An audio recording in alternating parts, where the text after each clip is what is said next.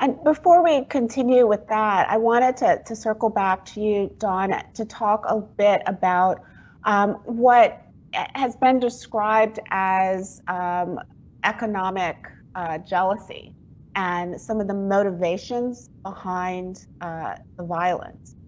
Can you speak to that and the fact that so many of these communities were not just Black communities, but they were successful Black communities? Sure. One of the benefits of working with a journalist is the reporting helps you see patterns, and it helps you go beyond. I think to the extent that people knew about Tulsa at all, there was this misimpression that it was an anomaly, that it was a one-off event. And actually what we see is an all too familiar and disturbing pattern where the communities that are targeted are successful communities.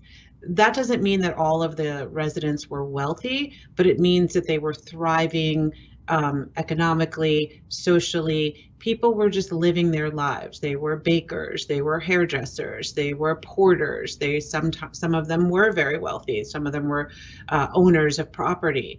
But even more than the ones who were on the really extreme end of wealth, to me, what was so striking was you just literally saw Black people living their lives. You saw them with good churches and schools and a self-sufficient community. And that fact was almost enough to be a threat to this idea of white supremacy. And so there is a consistent pattern of Blacks trying to unionize. That's the Elaine, Arkansas story. Or Blacks just doing well. That's the Tulsa story. And it's coupled with, a trumped up allegation of some Black man being an aggressor against a white woman. And that is enough to set a match to a powder keg, and which in all of these cases led to the wholesale killing of Black people in public and with the sanction of the government.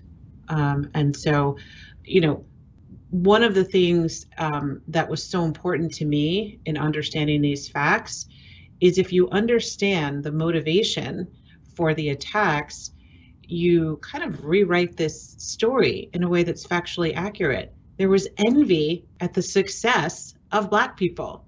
That is not how we are taught our history. We are taught that we are constantly struggling and resilient but downtrodden.